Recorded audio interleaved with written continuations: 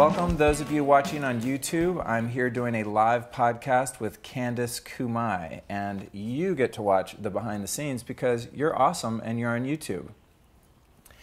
And for audio, goes a little something like this. Bada bing, bada boom.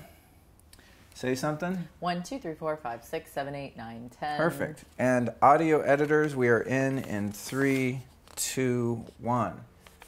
Candice, good to see you. Welcome to the show. Hi, Luke. Thanks for having me. So you guys listening, we've been having a really great time. We're drinking tea. She brought me these crazy matcha cookies, which I am really dying to devour. If you're watching this on YouTube, you could see they're right near her book here on our table. We made a little prop styling situation.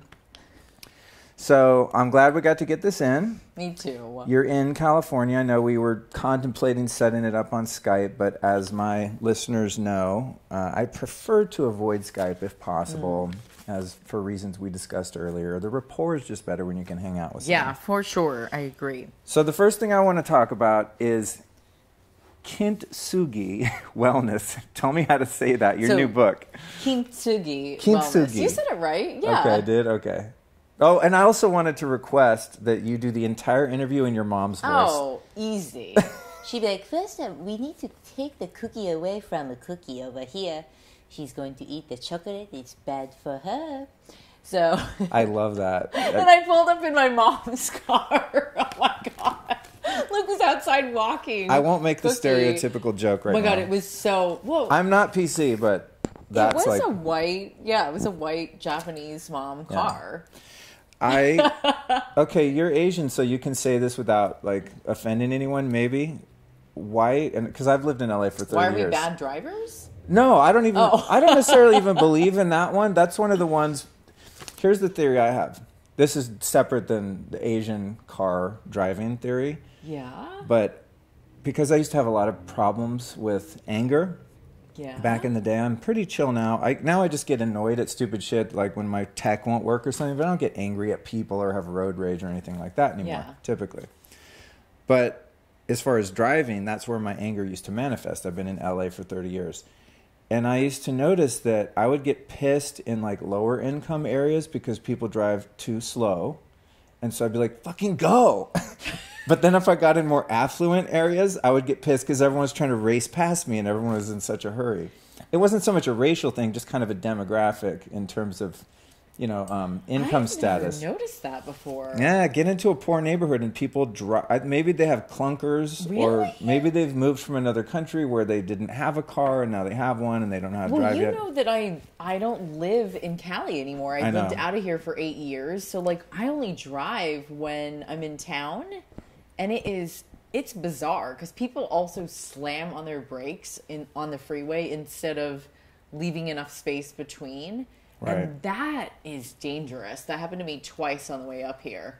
This brings me to my non-PC question. What is your theory on why the vast majority of Asian people drive white cars? Because if you go down the street to Koreatown and pull up in like one of the Asian or the Korean markets, like 90% of the cars in the parking lot will be white. Okay, so my mom before this car, her car was, I think she had a Volvo and it was beige, and or a Camry and it was gold, and so this is like one of her first white cars, and maybe I've never noticed that before.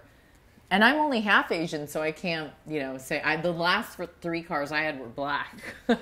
My business partner Lauren and I were discussing it the other day because we talk about random cultural things, and she was like, "Duh, it's because white cars don't show dirt." It might be. I was thinking that too. Your car looks a lot clean because she's going to buy. That's why we were talking about it. Yeah, because she's about to buy one of those small Range Rovers, and she's like, I want it all white with blacked out windows and black rims, like she wants a little gangster one. And I was like, oh, like an Asian car. And she said, well, yeah, because I want it to stay clean, and that's why they do it too, was her theory. So, it could be true. Who knows? Sorry if I just offended a bunch of Asian people that drive black cars. Whatever. Oh, don't touch that thing right there. Sorry. Yeah, I know you're trying to fix your hair. I understand. Sound editors, please, red alert, take that part out where she just went on the mic. Sorry. It's okay. All right, we're back in. So what is Kintsugi? Cookie. Kintsugi. So This is our first podcast with Cookie. You might hear growling or pitter patter. I took her bone away, sadly, so she won't be dropping that on the floor. So Kintsugi is the art of golden repair. In Japanese culture, if an object is of value and it breaks, there's an art form where you can put it back together with a lacquer and golden powder, so it's dusted with gold. And then the object is foreseen as more beautiful than it was once before. It's foreseen as an art form. And what we do is we recognize that the cracks are what make the object actually more beautiful. This is from thousands of years ago.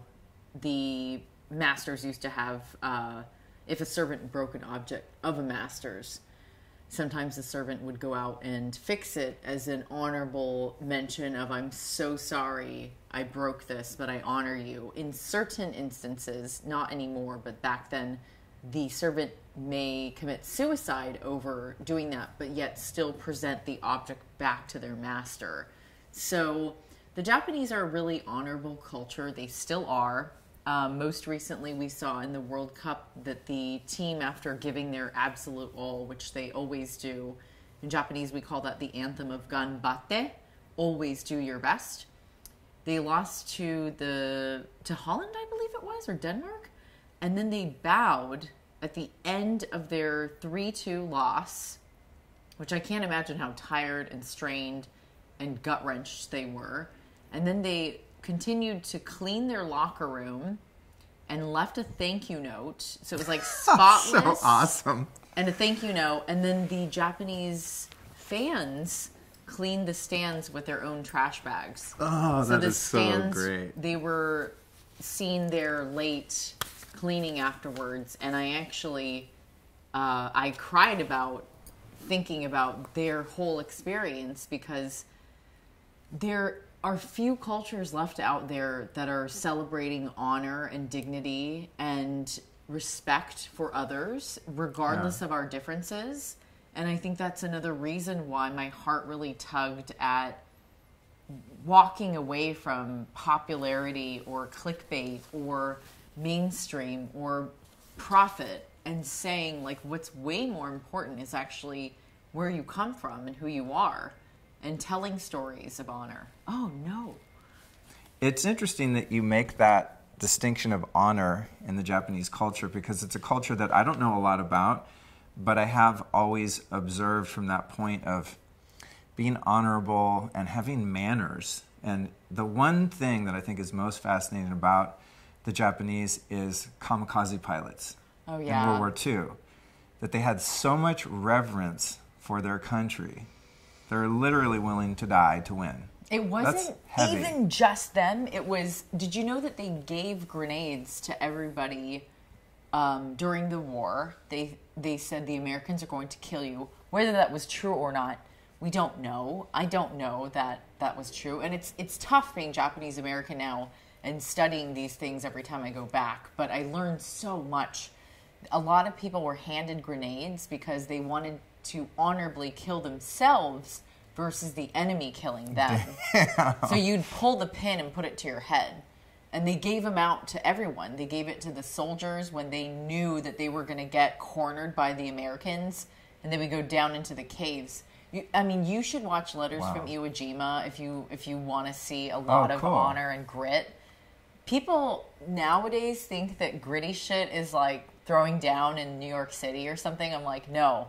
Like, the stuff the kamikaze pilots definitely got in that plane knowing they were going to die for their country. It's like my mom would be like, that's what you really call a suicide mission. So right. That's where it came from. So we can never use that term in vain. Like, I'm going into a really tough corporate boardroom meeting and they're all going to be against me. It's a suicide mission. Not really. Not really. I know. And being a child of war too, the stuff it's hard to learn about. I studied at several different sites where battles were fought between the Americans, or just in general the Europeans, the Japanese. And lots of Koreans and Chinese were also involved. And I studied in Okinawa and Hiroshima. Next time I go back, I am planning on going to Nagasaki because I feel like it's another country. They both are honorable forms of Kintsugi or Wabi Sabi in a way where they are now they're seen as more beautiful than ever before, because you look at the recovery of the people and what they overcome. There are several examples that the Japanese show and don't tell, in which we can speak of honor and watch it being done actionably, because the American way is also very much like, let me talk and boast and brag and tell you about how great I am. My mom said when she moved to this country, she's about 27, she said she could not believe the freedom of speech. That was shocking to her. In terms of the kintsugi, I'm like... It's your new favorite word. It kintsugi. Is. Kintsugi. In terms of that, I love the sort of obvious metaphor for one's life. Having been someone who completely wrecked my life in my early years and have put it back together, and really akin to the $6 million man, and better than ever before, stronger than ever before at, creeping up on 50. So I totally relate to that sometimes destruction is necessary. You just think about a forest burning down and the lush greenery that comes back after you put all that carbon back into the soil. It's just sort of the way of how nature actually works when it's left to its own devices. There's destruction and then there's rebirth, and oftentimes the rebirth is more magnificent than the structure that was there previously. So it's such a cool concept. So another thing that I like, the same sort of correlation, is your podcast Wabi Sabi. And tell us about that thing. As I understand, it's things being perfectly imperfect, same kind of theme in a sense. Well, I'd love to preface first that Luke was one of the nicest podcasters from the beginning. And what is so brilliant about podcasting is a lot of us have stories to share, and we have vulnerability to give and show others, so that so many of you can learn from our mistakes or from our stories or our past or our struggles. And you were already doing that for so long. And Luke was always so kind to me, along with a handful of other podcasters. And not everybody was like that. So I commend you for being a good, honest, and honorable person, because whether it's somebody just being busy or ignoring their DMs or whatever it may be, a lot of us have long histories of media backgrounds, and which, that means we've got stories to tell now. And a lot of us chose not to talk about them. Like you or I didn't really probably feel the need to share our, past history in fashion or media, or the experiences that were bad. Because as a Japanese American also, I was taught to never share the bad. Right. Don't tell people you're struggling. Right. There's a bit of stoicism within that culture, yeah. Oh, hell yeah. I mean, a little. I will tell you some stories. Yeah, it's shocking, actually. But the reason why I started Wabi Sabi, it wasn't actually a choice. It was because as a daughter of immigrants, I was always taught to show and never tell. And you better believe, Luke, like, my parents do not care about money or fame or fortune or profit. They enjoy watching CSI Miami on weekends. They enjoy driving to go see nature. They're in Alaska, like chilling in the forest. But they don't get to do that often. So they cherish each other. They cherish their time together, and they are best friends. And they did meet through war. When my father was serving, he was drafted into Vietnam, and then he was stationed in Yokosuka, which is right outside of Tokyo. And my mother and father met at a Buddhist temple, and it was a giant Buddha. It was at Kamakura. And it's a huge landmark that most people go to visit when they go to Japan near the Tokyo area. And so ideally I go back there, and I sort of, every time I go back to Japan, it's for research, family, to be with my mother and my great aunt Takuko. It was to say goodbye to Bachan while I wrote this book. She passed away. And it was also to pay an homage to their traditions and heritage that are being very quickly wiped out and lost as the Japanese population is declining severely. And it's... Why? Are they not reproducing? They're not having kids, yeah. I believe it's a foreshadowing of the future of the world. Because the Japanese are so stellar at being ahead of the game. Technologically speaking, they're so advanced. Robots are being produced now, and people aren't... Yeah, the AI future. It's bizarre. It's totally terrifying. Well, there's a lot of... I don't want to get too conspiratorial here, but... if one does research, there's a lot of indications and facts actually based on certain entities and powers in the world government structure actually don't want people to reproduce, and so there's a lot of anti-family propaganda, especially in Western culture. What? Yeah, it's another conversation, but oh my God, but yeah. I'm like so terrified. Yeah. Well, I'm back on Saturday, so okay, so this book is my 6th, so I am a writer by trade and a journalist and a chef also by trade, but I fell in love with writing for the people. And that didn't happen overnight. Much like Luke, I was a bad kid for a super long time. I was very selfish. I thought everybody owed it to me. I was a model. I was a TV host. I was signed with WME, IMG, like very early on in my career, before that CA and UTA. And I just thought, I always stayed humble, but I also was very eager, right? And in your 20s, you think everything's going to happen for you right away. And when this book came out, I thought all the shows would be a shoo-in.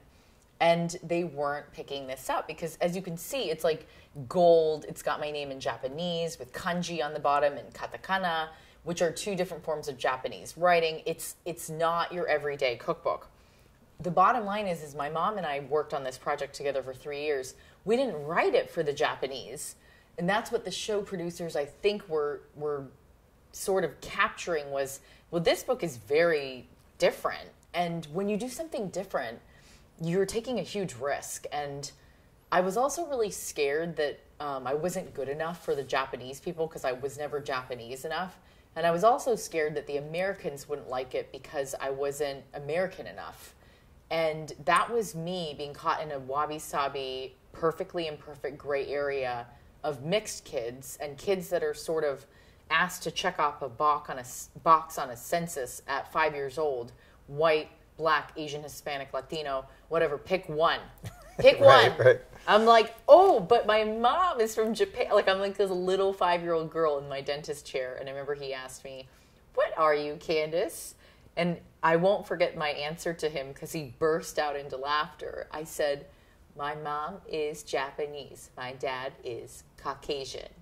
And he thought that was so funny. He gave me extra tools out of the treasure chest that day. And I was like, Mom, like I didn't understand why was that so funny to him? And it was obviously because I used the word Caucasian, which I probably... Because you saw it on your little forms, right? Yeah. I was just a confused little kid with big hazel eyes, but yet I looked Japanese, but Hawaiian, but, like growing up in San Diego, it's almost all white and Hispanic at this time. My sister and I had 1 maybe or 2 other kids out of our entire district that were also Asian. So, and Asian Americans don't really speak up. We're taught to be very quiet and humble, be studious, be good. And I was everything that wasn't, Asian growing up. So back to Kintsugi Wellness and the start of Wabi Sabi's podcast, it was because nobody would put the book on the shows. And then slowly the honor of my work and recipes and the stories, I think it was truly from the hearts of those who have read it to the producers. They said, this book is actually a piece of artwork. And that's not me saying that, but I've heard that several times from people. They're like, this is a perennial book and it's now being translated into 9 languages across the world. Wow, congratulations. That's so cool. It's so crazy, Luke. It's never happened with a basic clean eating book. And that's because I didn't take a risk. I didn't do something different. I was just playing safe. And as Dr. Seuss says, why fit in when you were born to stand out? Yeah, I relate to that. It's funny. I mean, I guess I'm Caucasian. Well, it's funny because I was thinking about. It's funny. I was thinking about. You're my dad, the Caucasian male. It's so funny because I don't think of myself as a white dude. I never think about. I never think about race in terms of myself or other people so much. I mean, in the context of this conversation with you, of course, we're talking about your race because it's part of your content and your brand and what you're celebrating, right? But I don't really think about that myself. But I was thinking about, she's biracial, and I thought, well, God, I think I'm biracial too because I'm a freaking mutt. But I think that all of my muttness comes from some derivative of Caucasian people, whether it's like the Italian, the English, the Russian, That's so Polish. cool, though. That's so yeah, cool. It's an amalgam, but I thought, well, no, I guess I actually am a white guy. That is mixed. You're not a white guy. Yeah. I mean, my dad is straight up, like, came from a boat from Poland when he was 11, but I don't really refer to him as a white guy because, when I was 5, I might have said Caucasian, but I just also got back from the Amalfi Coast, and I refer to my dad as Polish American because he's very proud to be both. Yeah. You know, he served for this country. My Uncle John did as well his entire career. He was in the U.S. National Guard and Air Force. But I also think that he's very proud to be Polish, which is why my sister has dual citizenship, and he does as well. And my mother did, too. It was like Japan is so strict about their rules, though, that you really do have to stay Japanese. They're very, very proud. Beyond any other country I've ever seen in my entire life, and I have traveled the world. They are so strict, and maybe that homogeneous way of living is another thing that worked against them for not procreating, because if you're not letting foreigners in constantly to stay, then the odds are...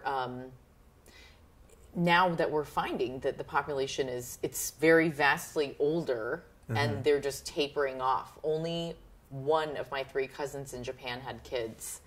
So interesting observation in looking at Japan that I've noticed, and this is more from a political standpoint, but nobody hassles Japan for having borders and not letting in a bunch of immigrants. Like, everyone's cool with them being that way. I'm not saying it's right or wrong. I just find it funny how different political positions will look at something somewhere until they ignore the fact that exists in another place. I don't think anyone's pulling up in a boat to Japan. Trying to get into Japan. Because they know you will not be let in. Right. So they kind of set a golden standard. I once wrote a podcast and then recorded it on... I was like blown away by why my sister and I are both entrepreneurs. We're both writers. We both have podcasts. We both have books. We both write for magazines. We don't take anything shitty and run with it. If it's low quality, it's a no. So it's my mom and dad. That's what I traced it back to. It's Tiger Mom more so. They have a golden standard, and if you do not live up to it, you will be doing them a dishonorable disservice. And that's something that's instilled in Japanese children. And so I think that's a big difference between the American way and the Japanese way as well. Because there are folk tales that I write about in the new book, too, that kids learn from. But fully, to answer your question full circle, it's a book for everyone. As you can see, Saudi Arabia, like Brazil, Portugal, the Netherlands, Poland, the Czech Republic, China, Russia, they all picked up the book.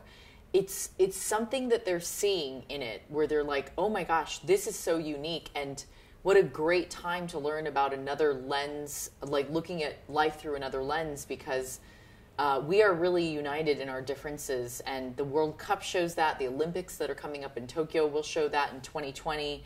And all of us being mixed kids show that. The bottom line is that love will always bring us back together, and hatred will only tear us apart. So it is better to open up and say, I had no idea how my Polish American Christian used to be Catholic father fell in love with a Buddhist Japanese teacher who was living in the middle of Tokyo, but love is what brought them together. They would probably tell you, my mom says, oh yeah, me and your father, we both went to see the world, and he was okay. And he wasn't okay. He was a very handsome, Mom. Yeah. Why do you think you've gravitated toward Japanese culture and not Polish culture? Great question. A lot of people ask that. And I'm just totally guessing here because I know nothing about Yeah, Poland. take a guess. But, and I don't know that much about art, fine art, history, classical music, things like that. But I don't see, from my perspective, born in 1970 and, living in California my whole life, I don't see a lot of culture coming out of Poland or any of the Eastern Bloc countries so much. It has to exist, though, right? Of course. When absolutely. I think, if you're like, what's Polish culture? I'd be like, I don't know, they probably eat sausages and potatoes and it's cold and, there's no color anywhere. I have this drab picture of, World War II Poland or something in my mind from movies. I don't know about the culture. Is there an interesting aspect of the culture there? And if so, how much have you delved into it? Is it something you'd like to explore more or report on more? Yeah, and I mean, this goes for everybody listening that feels that there's a part of them that they haven't tapped into yet. And that doesn't mean that you have to go out and seek Ayurveda or yoga or travel to India or go over to Mars. It sometimes means just going deep inside. So I thought that the Wabi Sabi podcast would sell this book. And I thought of all the topics that nobody was talking about or the ones only I could talk about. And they kept leading me back to mom. When I was 15, there was a career day at school. And there was a box you could check off what you wanted to do. And of course, one that I checked off was modeling because I'm 5'8" and I'm half Asian. And I was very lanky at the time.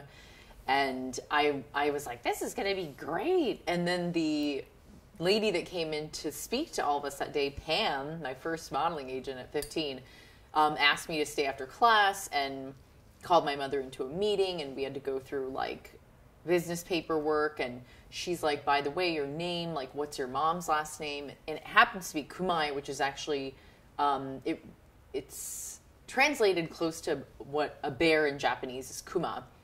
So we're the bear family in Japan. It's my grandmother's last name, not my grandfather's, even though Jun Kumai was my grandfather, who is an impressionist painter across Japan. He also took her last name. It's a very Japanese thing to do. Ooh, do you have any of his paintings? I sure do. Oh, that's awesome. There's a picture of a self-portrait in there. Oh, cool. And he made himself look more handsome. I saw that, actually. That's him, yeah. Yeah, he made himself look more handsome than he was. So my mom told me that. That's cool. I'll show you all of them. They're amazing. Some of them are stowed away in Japan, but what happened was she asked me to be more Japanese with my name because I looked more Japanese than I looked Polish. Oh, right. And so I immediately identified with all the modeling gigs I was getting booked on was like Asian, Hawaiian, surfer girl, Japanese runway show, Japanese hair, Japanese beauty. And it was easier for me to get cast that way. And at the same token, my mother raised my sister and I. We went to Japanese school every Friday. She's a Japanese language and cultural teacher in San Diego now. So you're fluent in Japanese? Skoshi, no, very little. Yeah, wakaranai. Like, my Japanese is good to get around Japan and it's basic, but it's not that great. And so I've been taking classes and working on that. And my goal is to get better so that I can work with the 2020 Olympics. Awesome. So Wabi Sabi.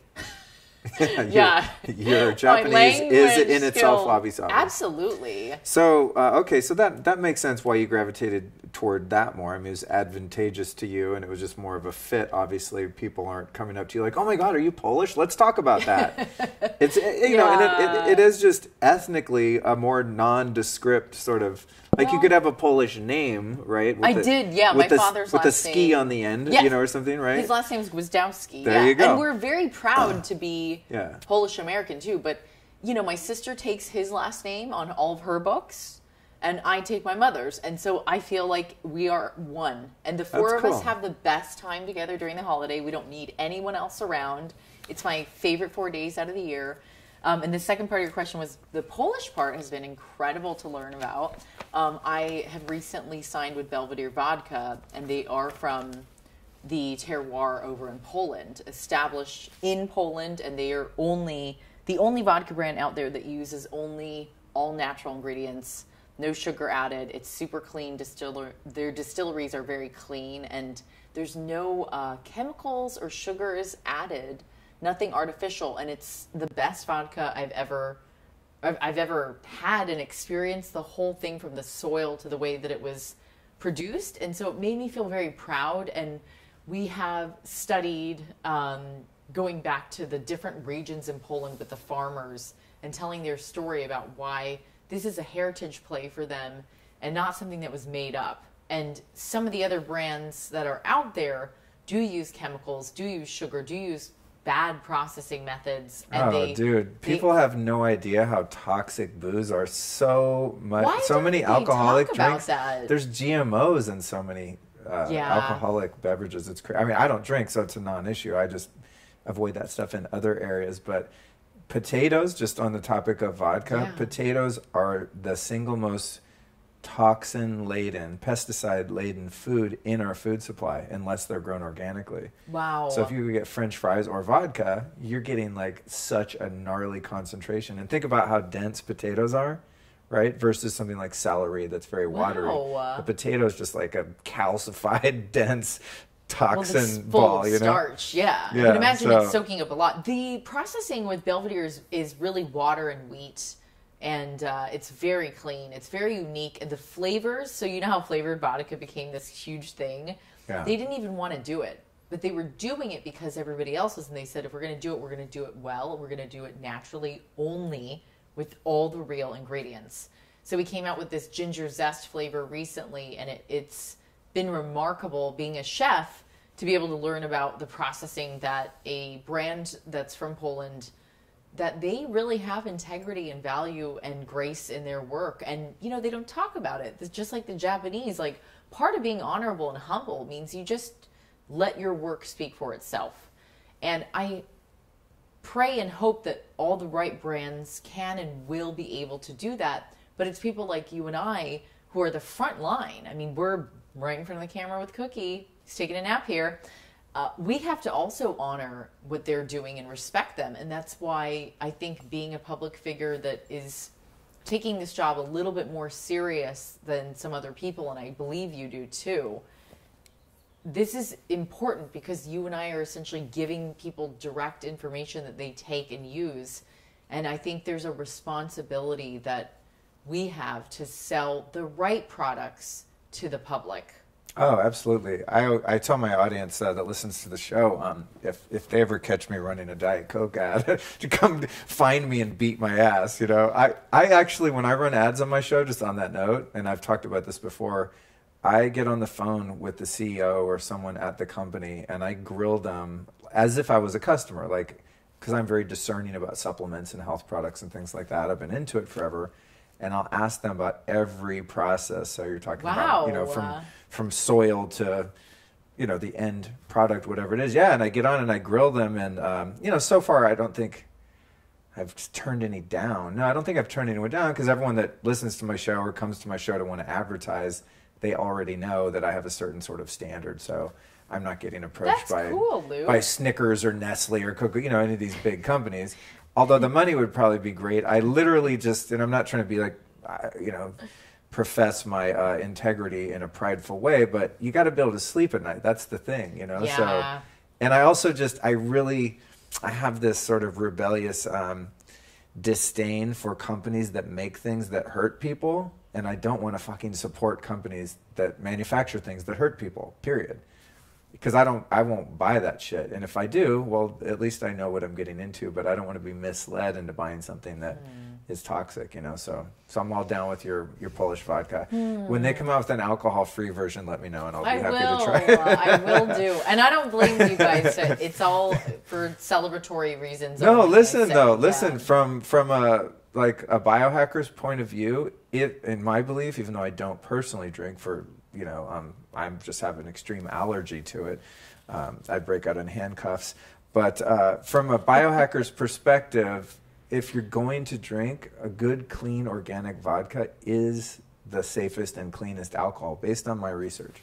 So something to keep in mind. Yeah, because so many of the other ones have so much sugar, and like I said, the propensity to have scary and toxins. And Keith Richards actually is the one that made me aware of this in the beginning. They asked him, you know, how have you drank this long and managed to stay alive? And he said, I don't drink brown booze. You only drink the clear stuff. It's so true. It's so true. And I believe that all the way, too. And I actually think in moderation is also the key. Like, I'm one of those people... What's that Oh, stop it. Mod what?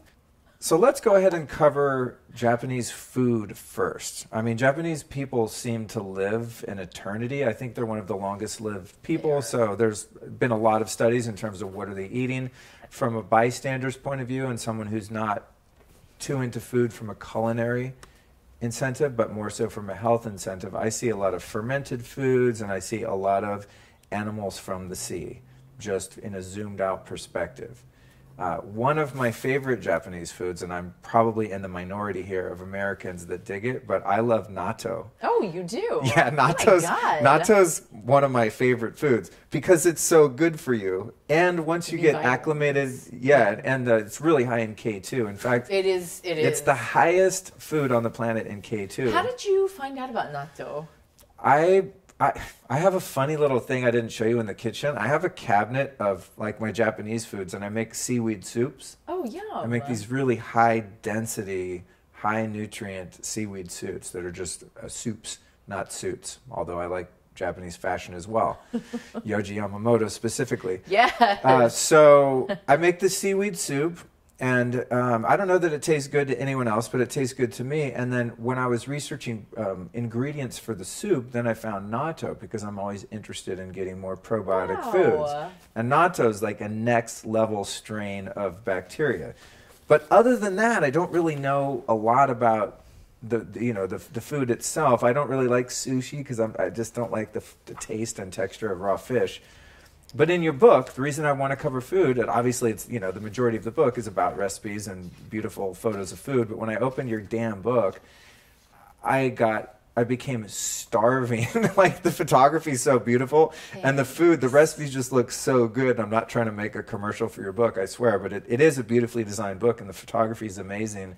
But I'm like, I would eat this stuff every day if it was around. And I don't feel like I'm eating enough Japanese food. Well, now you know you need to go to Japan. Yeah, and if I look at the health profile of the Japanese people in general, then there's something to be learned on that diet. So give me some of the staples, from a taste standpoint and palate standpoint, but also just, nutritional value and why you think Japanese people kick ass so much. Okay, so Okinawa is an island off the southern coast of mainland Japan where I went to study food, and they have the longest lives out of all the Asian cultures in that region. Plus, it's considered a blue zone, which means they have more centenarians there than anywhere else in the world, but next to about the same amount roughly as an area in Costa Rica, Sardinia, Greece, and then Loma Linda, California is also a blue zone. So Loma Linda, where the hell's that? Why don't I live there? Well, because it's a very religious community, and I'm not sure. Oh, interesting. What religion? I believe they're very Christian, and that is what we find in blue zones, is that culture, along with community, helps to keep people alive.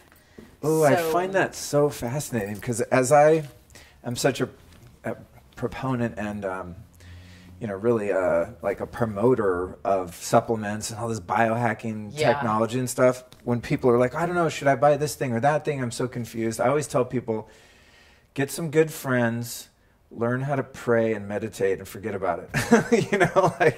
That stuff's to me more powerful than any supplement in the world, and good sleep, so. Oh my God.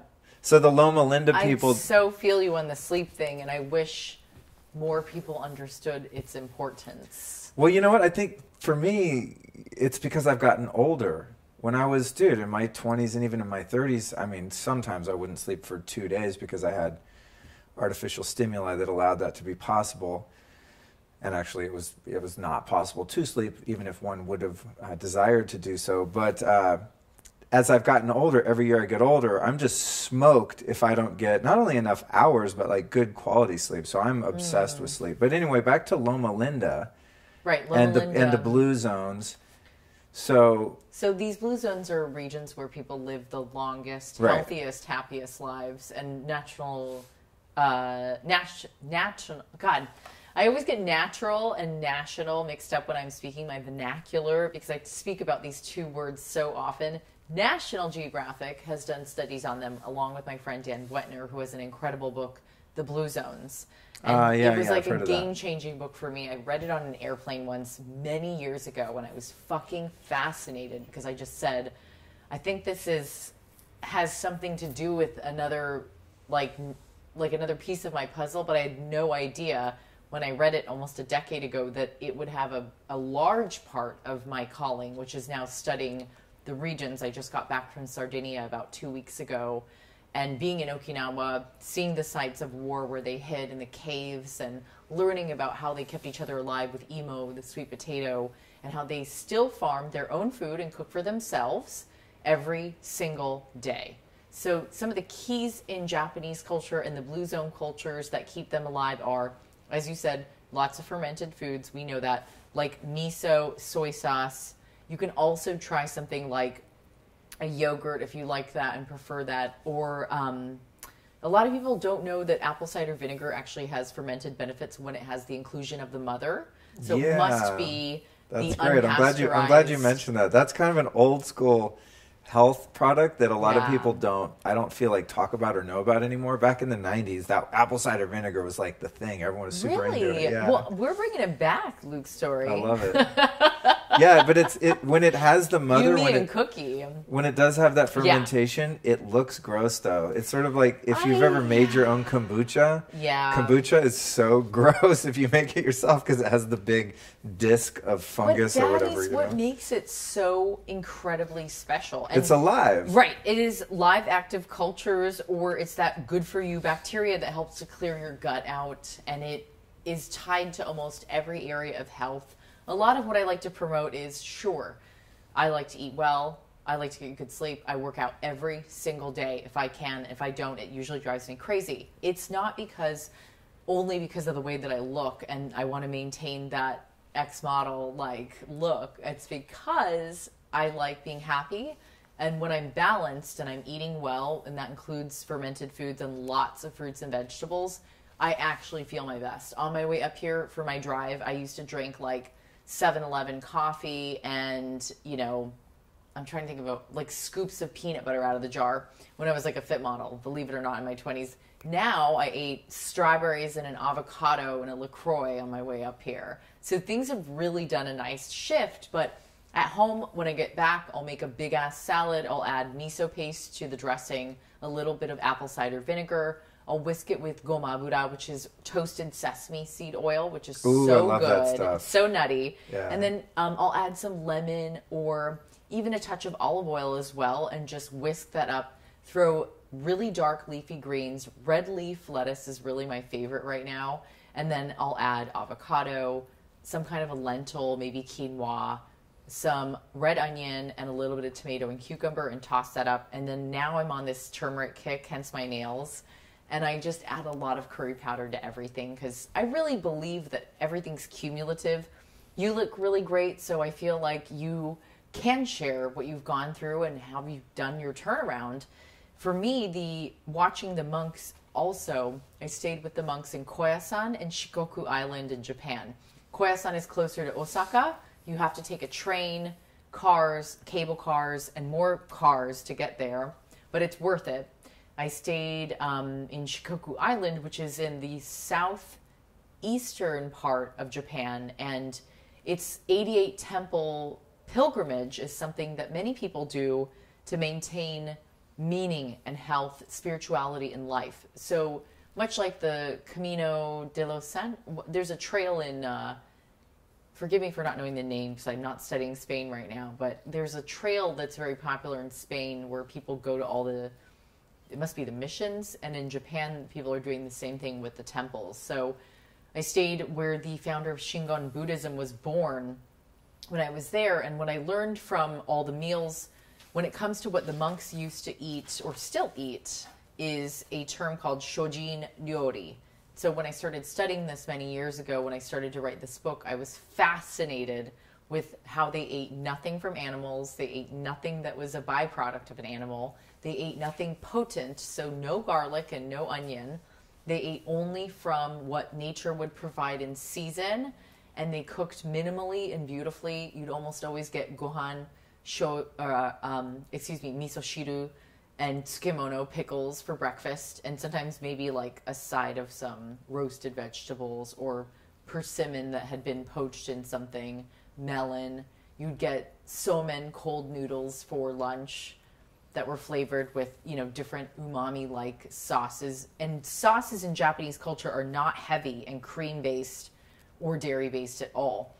I'm talking about like something that's made with a dashi, which can be made of kombu a little bit of bonito flakes. So sometimes katsuobushi is thrown in there, which is fish-based, but it's all mindfully used. So when I started to write about shojin ryori, I wanted everyone to know, and I used to be a writer with Men's Health, Women's Health, Shape, Men's Fitness, and now I'm on the council at Well and Good, and I write for everyone, including Girl Boss and Cosmo.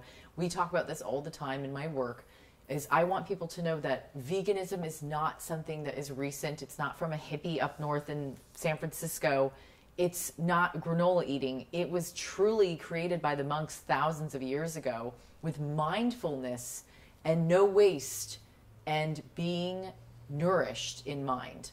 They don't overuse, they don't overconsume. I think you'll really like the shojin ryori section in here, and I think you'll like going to the temples too, because they welcome you now. The public can come and stay. They don't speak much English. They don't live with much. And in the morning when we go to the temple to pray at 6 a.m, and I was there for this winter, you could see my breath as I left the hallways. You could see my breath the entire hour of chanting. And I remembered putting my beanie on, and some older Japanese people asked me to take it off. And I specifically had told them, like, I actually can't, because this is the only thing that's keeping me warm enough. So what we learn from them is tolerance, mindfulness, being respectful, and they devotionally live with very little because they don't believe in vanity or they don't care about money. They simply realize that dark places do exist, and they send light to those dark places through prayer and devotion. And they shave their heads to turn from vanity, and they live their lives for others very quietly. It's not on Instagram.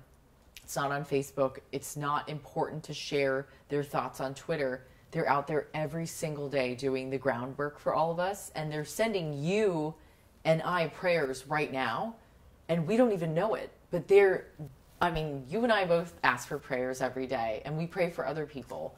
And I do that often now, but I never did that when I was younger. And now it's like a normal thing to be like, I'm going to pray for them. But they do it every day, all day, without even thinking. So what I learned mostly was from my bachan, my mother, my great aunt Takuko, and the monks. Those were the people that taught me how to cook. And then I learned under Elizabeth Ando Sensei, the base model for Japanese cooking is sweet with a touch of sugar, salt from things like miso, sometimes from shoyu, soy sauce. Then we sometimes add umami flavors in there from MSG. I hate to say that, but it's true. They love their MSG. Oh, God. They call it ajinomoto. That is the worst. I know, they love it. Oh, my God. But you can get it naturally occurring through things like mushrooms or kombu.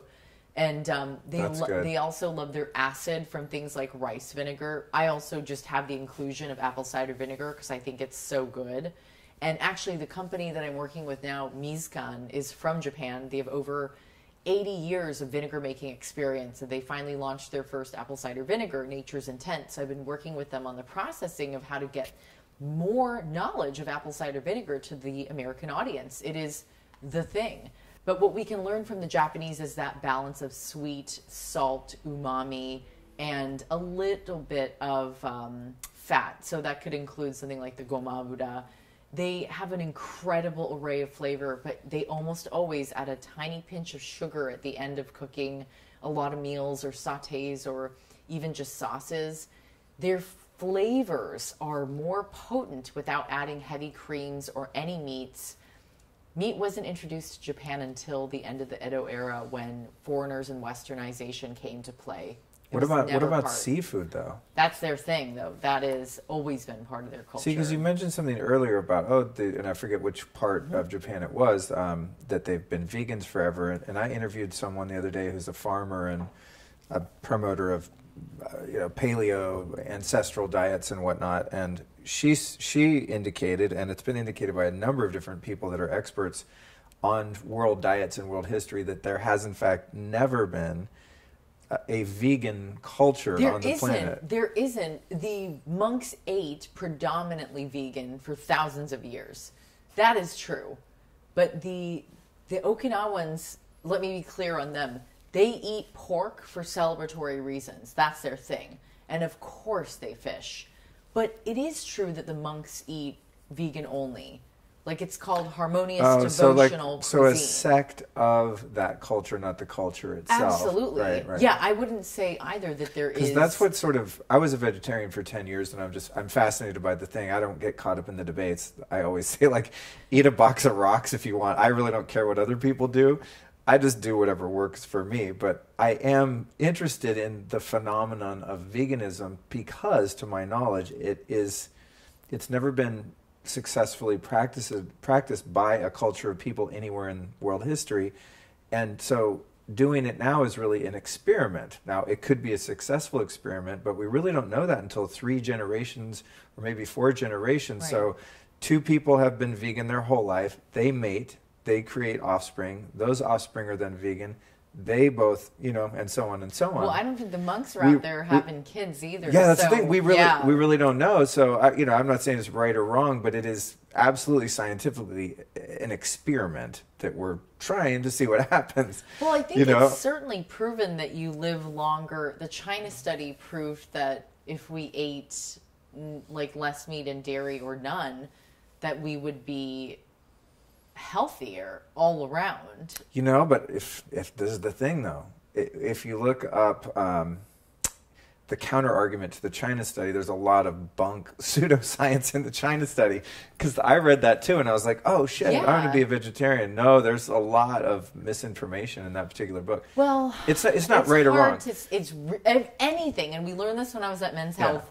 We could truly find a study for anything. If I wanted to tell you that my boobs would get bigger if I drank, wine every day, we could probably make that one up. That might be true. a lot of sugar and alcohol. Sugar, I'm thinking it through. Insulin, fat retention, water retention. Be quiet, Luke. I was just kidding. No, ladies, hey, let's listen. Get back to what's safer serious. Alternative than some of the other alternatives. But what's serious and real is like the monks in general from many different cultures. Not all, but I would say probably most do eat a vegetarian-based diet. Shojin ryori is just one.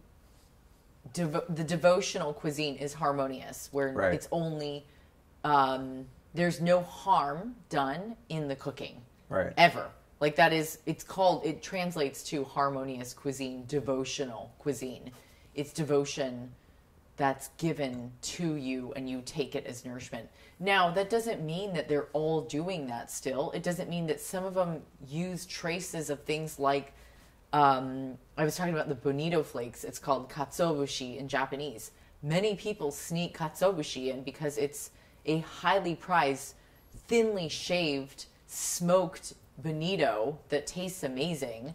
And, what is that? Well, it's derivative. Fish. Oh, okay. And it's the hardest food in the world. And when you shave it thinly, it moves around. It's very cool and it's very Japanese. But a lot of people take water and they add kombu to it. Then they add the bonito flakes in it, and you strain it, and that's how you make a really good dashi. And so sometimes that traces of that will come through Japanese cuisine, including probably Shojin ryori. So I'm not one of those people. I want to make this very, very clear to the audience. I am not somebody who presses my way of eating or how I grew up or what I'm doing with my life with anyone.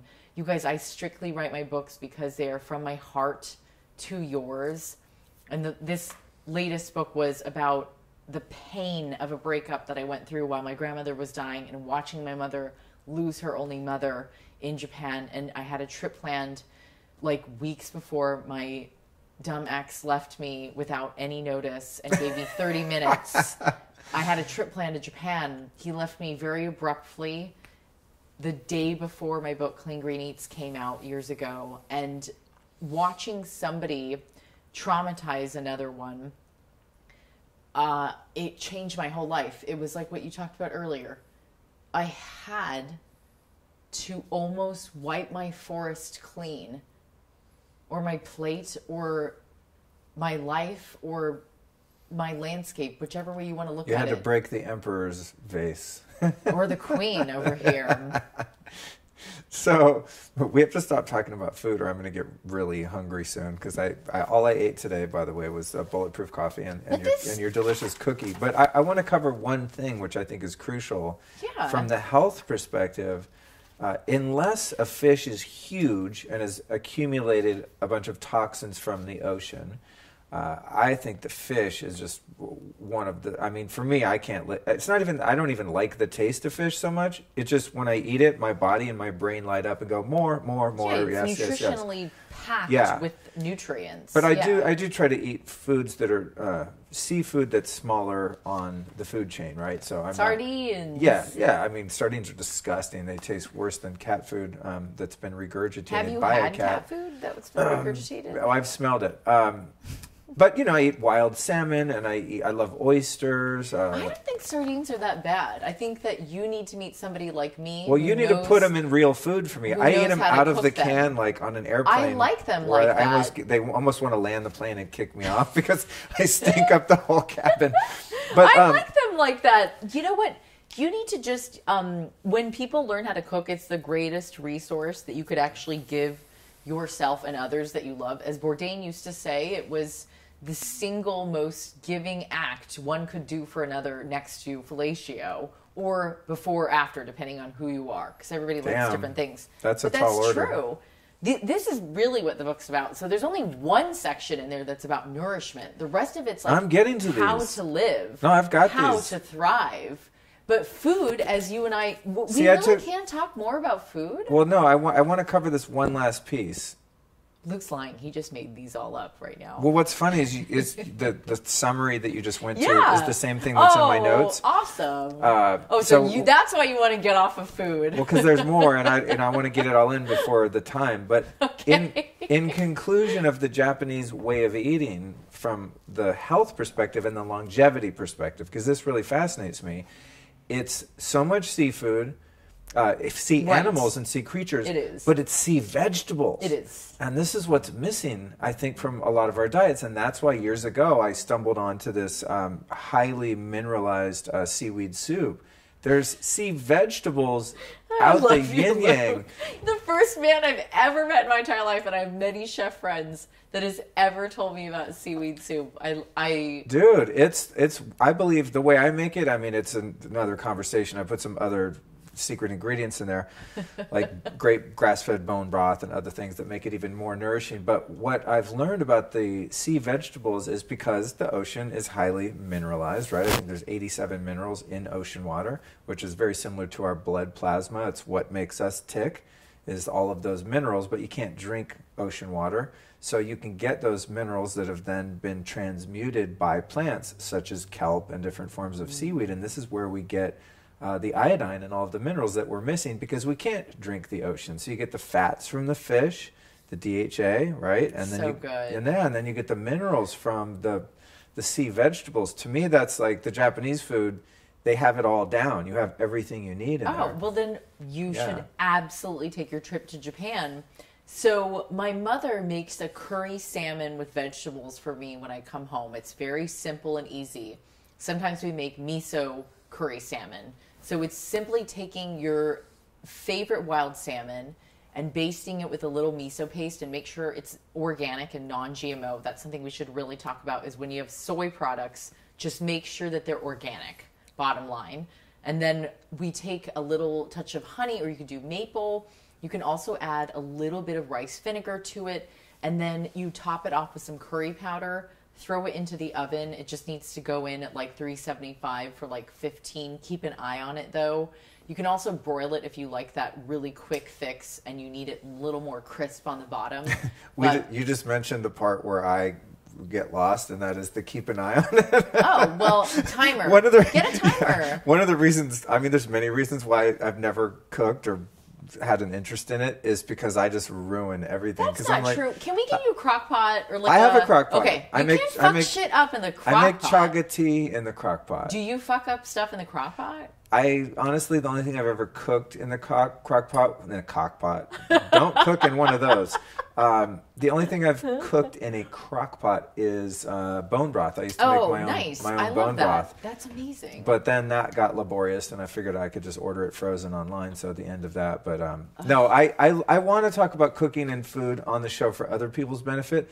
But it's funny because unless I go to a really nice restaurant or I'm dating someone that's fantastic at cooking, to me, eating is kind of like going to the bathroom. It's very, very utilitarian. That's why I just use a Vitamix. I'm just like, give me calories, whatever shit I need so I can move on with life. I don't actually have a lot of, I don't value food other than just for its utilitarian purposes. I know I'm weird. My heart is crushed over here. Other than the fact that I love that you use a Vitamix because they're my favorite for many reasons. It's the best quality blender I've ever had and used throughout kitchens professionally and domestically in my house. It's always the number one thing. If someone's like, hey, I want to start getting into eating healthy, that's my number one thing. I'm like, Luke, take $600, get a Vitamix, and then anything's possible. And life begins when you get a Vitamix. Life begins at Vitamix. Wrote a book where we said, quote unquote, like at the push of a button, like everything is going to change. It's true. I'll give you the book. I have to remember to get it for you. But truly, if people want to overhaul something different into their diet, I do think cooking is necessary because it's the one resource you have where you can change your whole life through simple ingredients.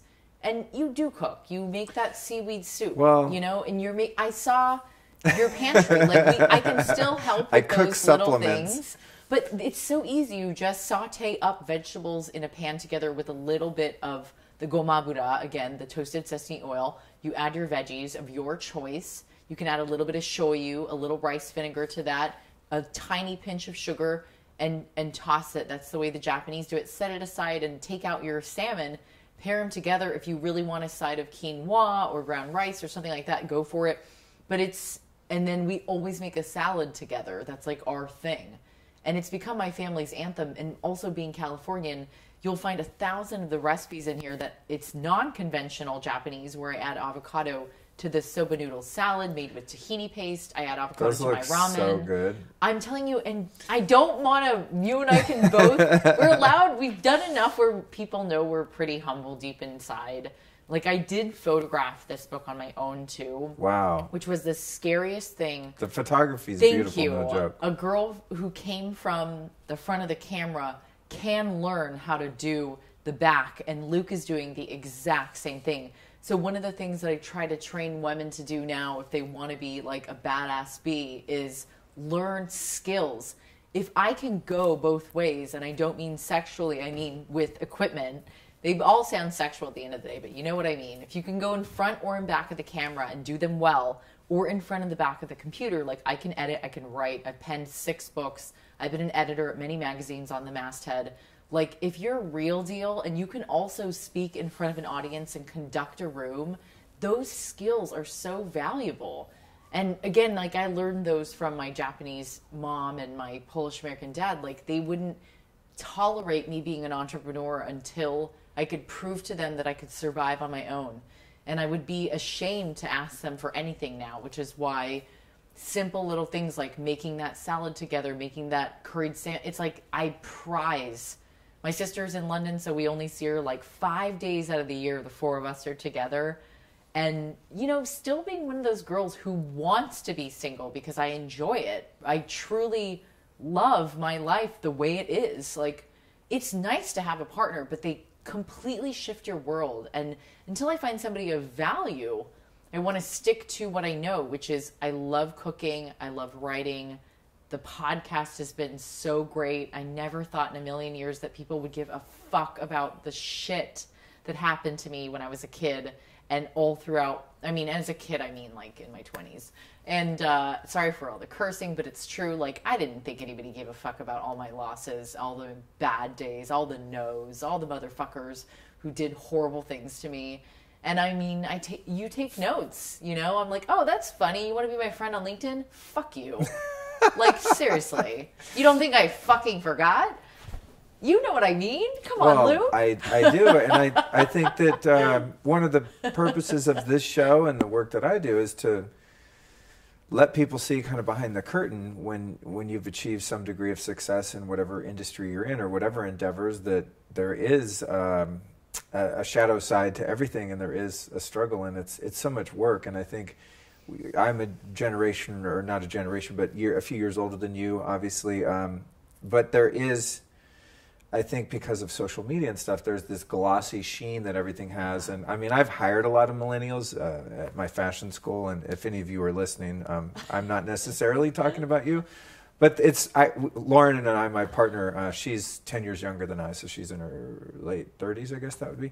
And we always joke about millennials. It's like, I want to get a part-time job as a CEO. That's the millennial thing. It's like the entitlement. And so I love showing the hard work and like how much you really have to hustle. I mean, I did a time-lapse video before you came over, showing me setting up all this gear, and it takes me an hour. The time-lapse video will be an Instagram story that's like 30 seconds. But it's like, this doesn't just magically happen. So I think it's great to show people the hard work and dedication needed to be successful, and also that life still happens. I've been meditating for 20 years and I get my heart broken and things don't go my way, and I doubt myself, and I feel like a loser sometimes, and scared to send that email because they're going to reject me. I mean, I go through the same shit. I was in $100,000 worth of debt. I've never talked about that on the show. But there it is. And I'm down to $4,000 in 2 years, Shit just got away from me. I just was a dumbass with money. And so that's the next lesson. But having survived that and overcome that in the Wabi Sabi, tradition, it's like now I can tell someone that's like, what? I live off credit cards. Like, no, here's how you don't do that. And here's how you get out of that, And so, yeah, I love the transparency that you're bringing to the table with your content. And I feel that it's just so healthy. And having seen how so many of us are kind of going, oh, shit, it's safe to kind of come out and show who you really are and the real struggles, then there's this domino effect. And this happened to me when, sorry, I'm going on a little rant here, but it struck a chord that's meaningful to me. But in terms of my past with addiction and stuff like that, I never told anyone that shit. I was super anonymous, right? Especially publicly. I mean, no way would I talk about my sordid past because it was gnarly. But then as I saw other people publicly coming out and talking about the things like that they had overcome, it was sort of like, oh shit, you can do that? It's safe. And then I've seen other people talk about their childhood trauma and current shit that they're going through in a public way, and I feel that's so healthy because it opens up the floodgates for other people to feel like they can discuss these issues, which would have had so much shame attached to them previously. And the shame in the shadows is where the healing gets stuck. That's where, as a culture, we get stuck in dysfunction and neurosis and addiction and codependency and all of the weird shit that we humans deal with, Yeah. So it's cool. I support you in your, in your transparency and talking about that, which we didn't get much into that actually, but on your podcast you do a lot, and that's kind of what I'm leading to. I listened to 3 episodes and I'm like, oh shit, damn, she's just like, hey, here I am behind the curtain, which is cool because someone might look at someone like you that's written 6 books, you're on TV and you're beautiful on Instagram and the photography's perfect and everything's perfect, but like you said, on the other side of that, it's like, oh shit, I'm totally human and dealing with whatever I'm dealing with. Okay, I digress. I want to talk about, before we wrap up, because I know you have to be back in San Diego soon, and sometimes a podcast turn into 3 hours for me if I'm not cautious. But I want to talk about a couple of the lifestyle things, if we can whiz through some of the things that you cover in the book that are lifestyle related outside of food, because I love these principles, such as Gaman, I think is one of them. Tell us about that. So Gaman is the tome of great resilience in Japanese. So the best example that we can use is in 2011, the tsunami and the earthquake simultaneously with the power plant hit Japan, and it claimed many lives and it devastated the entire world. And we watched Japan line up in these formations and just stay quiet. And they also received snow and aftershocks and nuclear reactors going off and things like that nature, fires afterwards. And what you saw them practicing Gaman, which is the art of great resilience and humility and enduring. So I'd like to think that if my life is a race, it's very long and it's very wide and it's deep, and I have yet to even hit mile 1. And I'm not even sure of the length of it yet, because it's like God gave me a incredible set of experiences to move like from one leg to the next. And I'm just following them, and I'm not really worried. But I do preface to many young women, and men too, that want to become a writer or a journalist and become successful at it, is that the one thing that kept me going was gaman.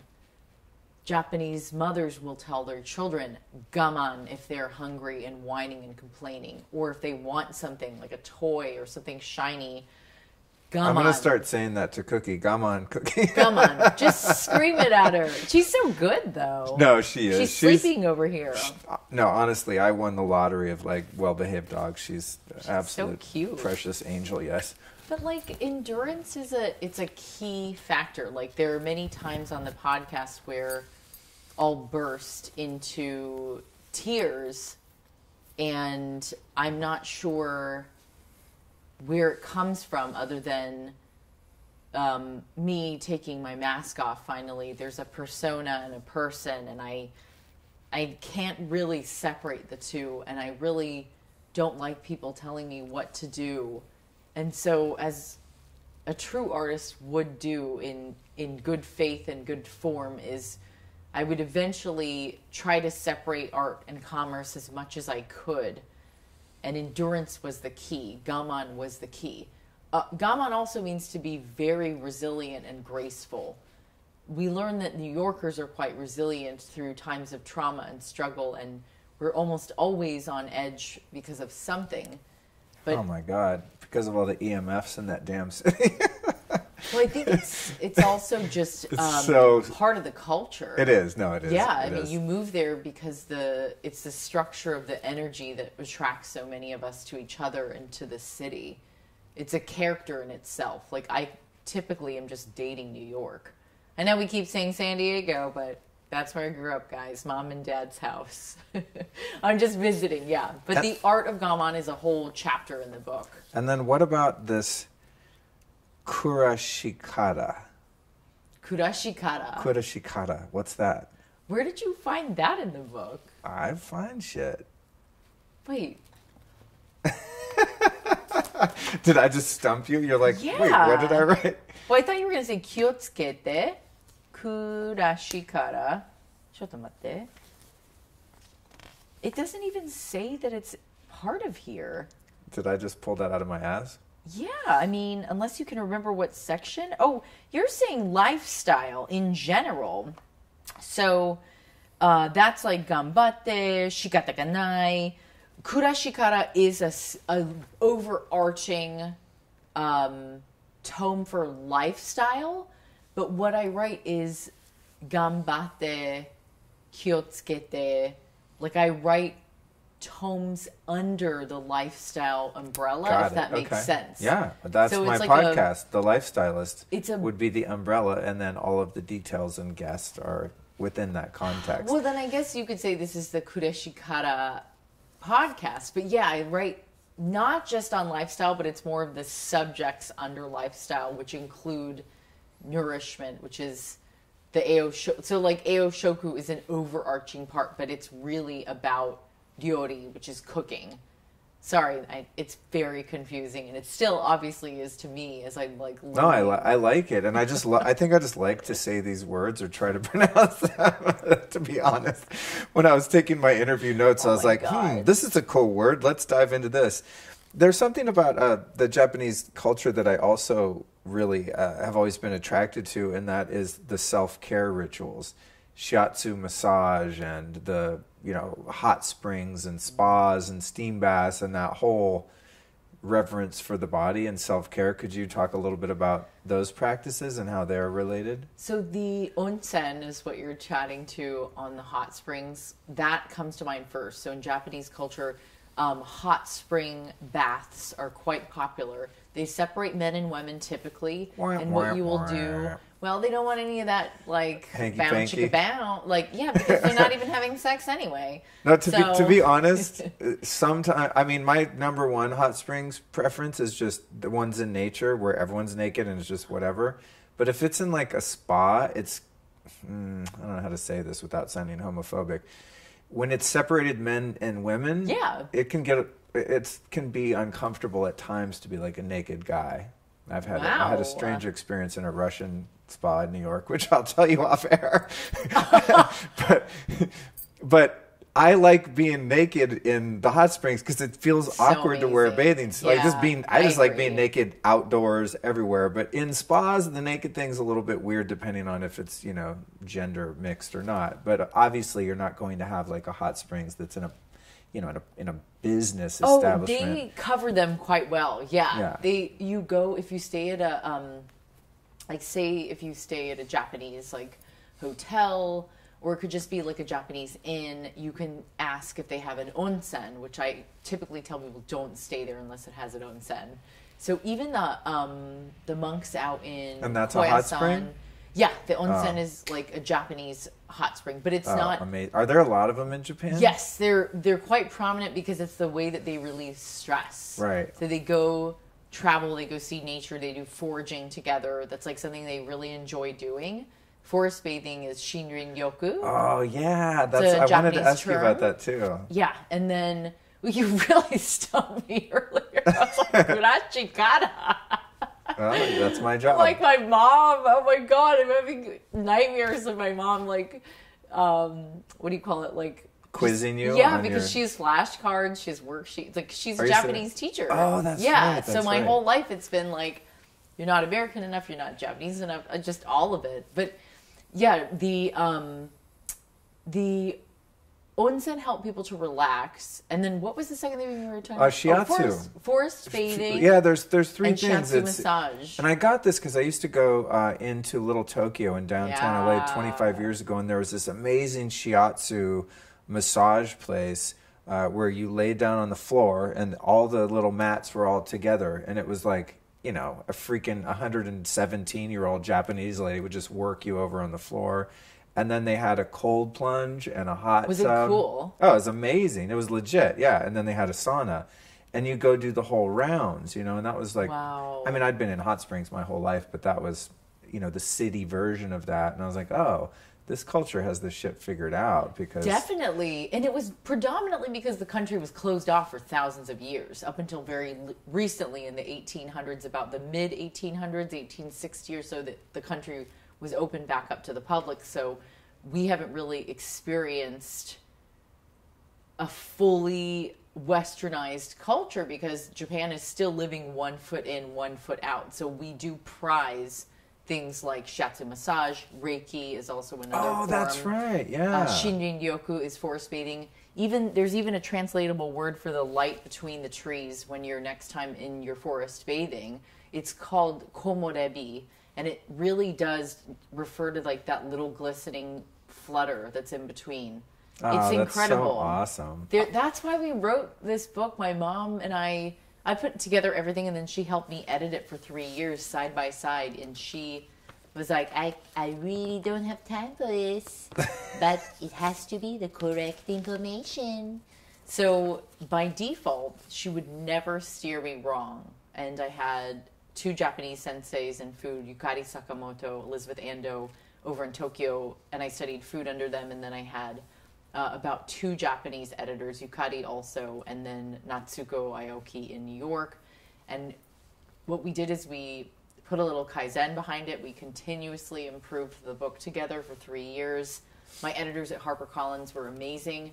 It was so unique for them because they had to trust us that the kanji, hiragana, and katakana was correct. And I had to trust the process as well, like being somebody who's also still learning a lot about the Japanese culture, but yet I'm Japanese American. What was appropriate? What was honorable? What would be of good use to everyone? And then having these other cultures from around the world say, we want to buy the rights to this book and translate it, was, I believe, God in the universe's way of saying, Candice, it doesn't matter if mainstream media pick this book up or not. Mainstream media doesn't matter anymore. I know, Luke. They're dead. But thank God. Don't say that. That's not true. I'm going on a lot of these shows next week. Be quiet. I love them. They're where I came from, though. You know what I mean? So, hey, listen. I mean, you too. What are you talking about? Hollywood fed me for 17 years. I just love independent media where we can have these long-form conversations and we don't have the confines of being beholden to advertisers or any sort of... I agree with you. Any sort of political agenda of an entity that's owned by honey, other entities with agendas. They should be so stoked that true artists are now able to express freely and openly. I mean, I'm still not being as open sometimes when I'm doing these. And it's not that I'm hindering a thing. It's just the fact that I want to be aware that... I like to say that grace is in your actions and it's not in what you say. And so the way that I folded my cards after somebody traumatized me and broke my heart, and I agree with you, people still come to me too and they say, I can't believe that happened to the cool girl on Top Chef. They like say that. I did not say that. Somebody said that to me yesterday. I said, in my heart, it sure did.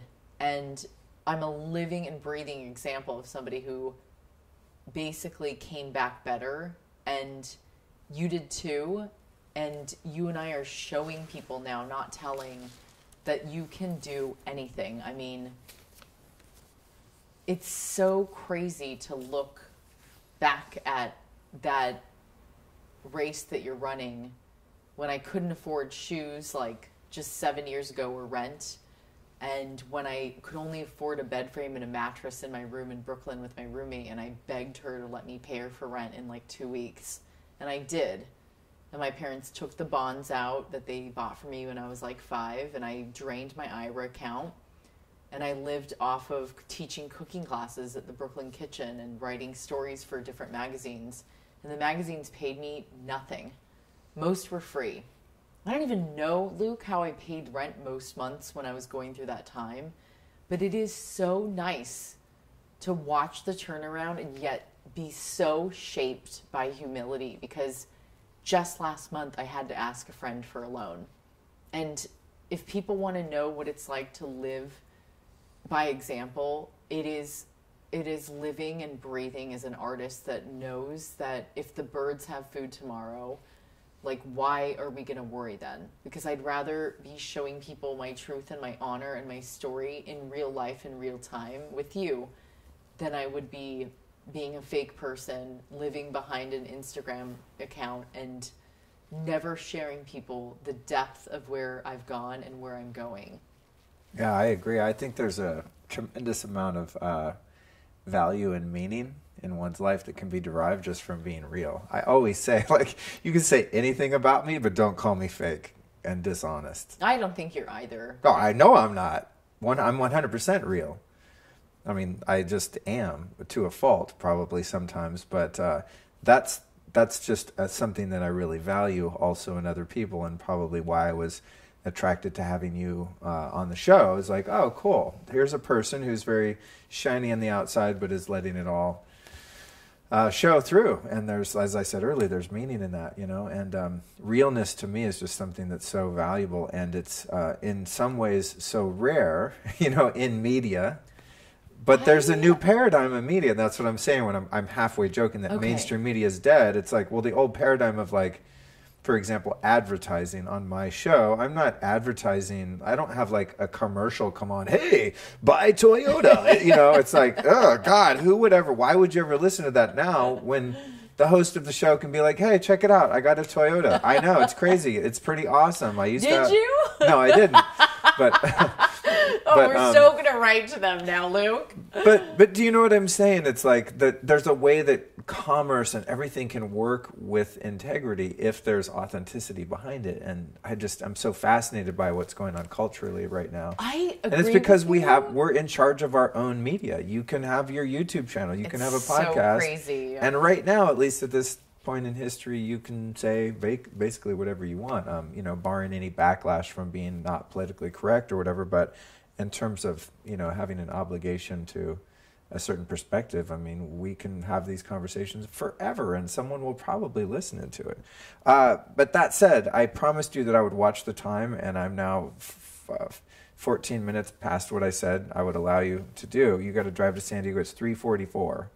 So if your commitment there at 6 is a real commitment, I think we have to wrap it up. No, well, we can do a part 2, because I think one thing to really discuss is I'm a little bit confused, because when I came out with my pod, over like 200 people blew up the reviews in like a few weeks, and the number one thing that was written over and over and over verbatim was real, so real, most real, real as fuck. Can't believe how real. Thank God. Yeah. It's about time. Yeah. Best, most real. And I said to myself, I'm like scratching my head at home, like in my pajamas with my cat next to me, who's been my cat for 16 years. And I'm like, you know, single, living it up, doing my thing as a writer in New York. Everybody thinks I have it made. And I just blew up everyone's pod, because I was like, I'm just going to tell people what happened to me. And it was like seeing a media personality that was, so I judge on Iron Chef and beat Bobby Flay, and I was on Top Chef, and I go on Today's Show and Dr. Oz and E! News. And I'm grateful for everything I do in front of the camera, because I do it well. I know I'm fucking good at it. But I also know that they only see me for 5 minutes looking like a perfect Asian Barbie doll. And so I think when they saw me take my mask off and tell them what was been going on behind the scenes, it was like this big finally. And what worries me a little bit is, why are we some of the first people that are overwhelmingly being told how real we are? That worries me more than I'm stoked. Right. I hate to say that, but it means that people have only been watching fake people for their entire life, and they're kind of bummed out about it, or angry about it, or upset. It's like everybody got a cheap deal. That is so funny. I've noticed that too, because the most of my reviews, whether they be on iTunes or just people emailing, the biggest compliment that I usually get on whatever content I'm making is the authenticity, the realness, the vulnerability, the rawness of just telling it like it is. And to me, I'm always kind of thinking, well, duh, like, how else would one be? Like, of course, it's a given. But I've had that same thought. It's indicating to me that there's so much fakeness going on elsewhere that it's a breath of fresh air for people to experience your realness. Nude photo in the forest. I was like, okay. I was like, wow. Oh, Earth Day. What was Earth Day? I mean, you know. I was like, in my head, I was like, who took that photo? Creative use of emojis. Oh, it was so good. It was so good. I think one of my brothers took the photo, actually. It's oh my God, that's hilarious. Not a very good story. Well, I mean, I've taken some too where people were like, who took that photo? I'm like, one of my like team members, you know, even if it's like, yeah. I just started to not care anymore, you know, because I was like, look, I believe that everybody should do what makes them feel good and really not care about the likes as much as we can, at least as much as you can try. Because at the end of the day, everybody cares about likes. Everybody wants to be liked. In Japanese, another thing we can talk about eventually is ikigai. The purpose in which one has in a community carries a lot of breadth and depth in how long they live and how deep they live their life. And that is another thing that we need to cultivate more of. I understand I'm a messenger. I got the fucking memo. Like, I get it. I'm a bridge between Japan and the US and Hawaii and all these amazing places. There's a reason why I need people to also lay off on women who don't want to get married and have kids right away. We need to be able to live our lives too in order to feel fulfilled. And I think that a lot of things that you said are true. I mean, I couldn't have put it better. There's a paradigm in media that is shifting right now, and actually we're the pioneers doing it.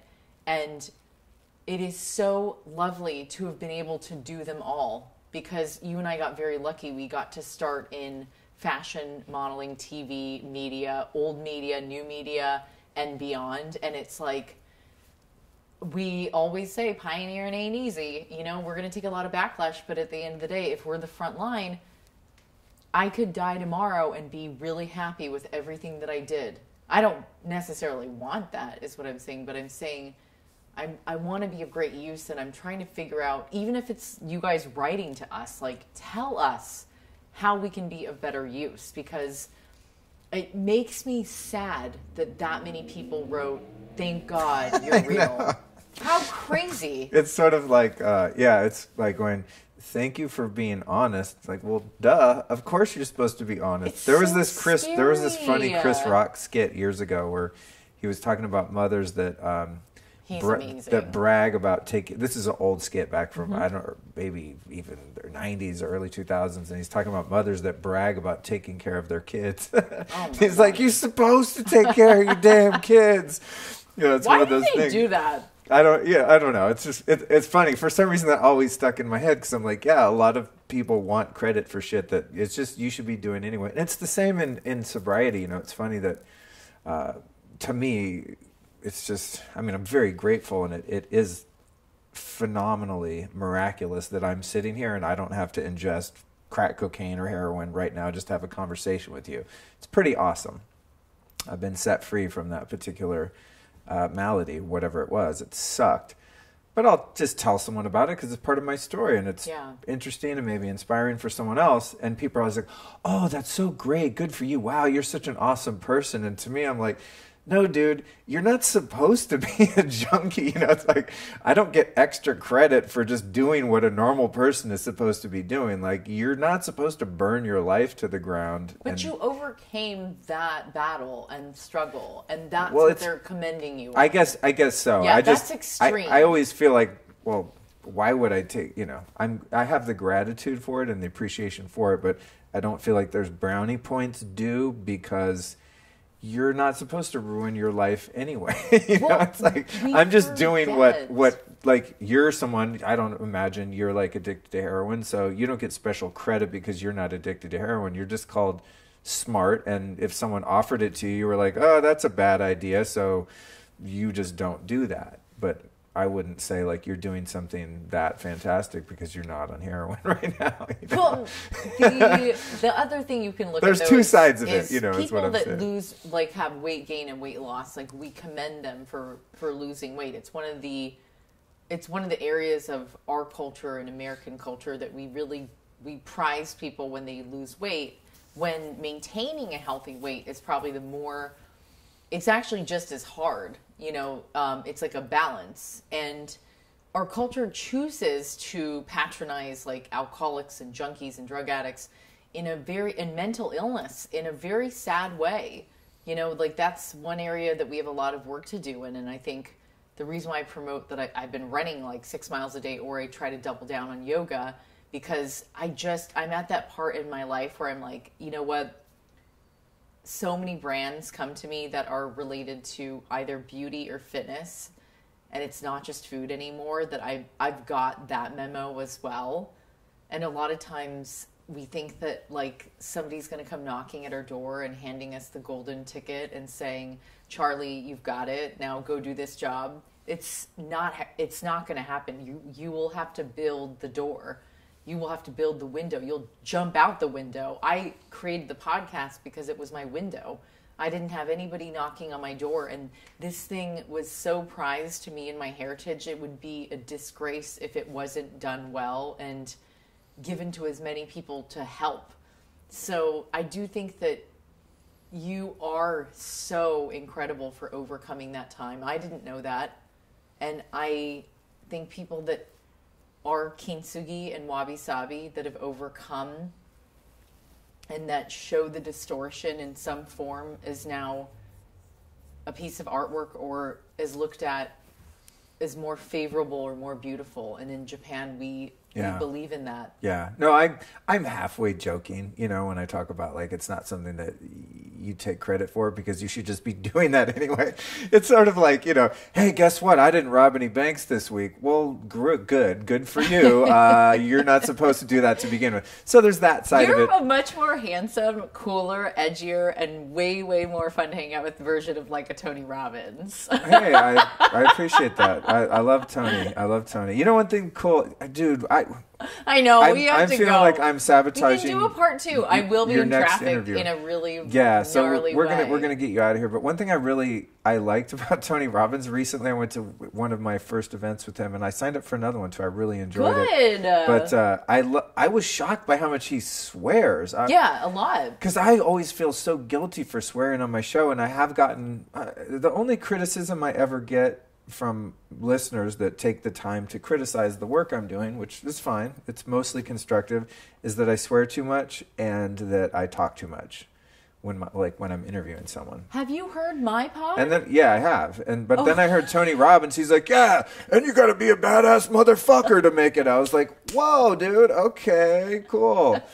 So you were sitting there acting innocent while he was saying that. I'm like, okay, so you can do that and still be the guy. So there we go. No, he's great and he's helped so many people. But I'm just saying, I just got I got a moment there where I was like, oh my gosh, this is just how I'm feeling about you. There is a whole generation out there that is in dire need of our help, and I am committed to helping them, whether I want to be this person or not. It's not really up to me anymore.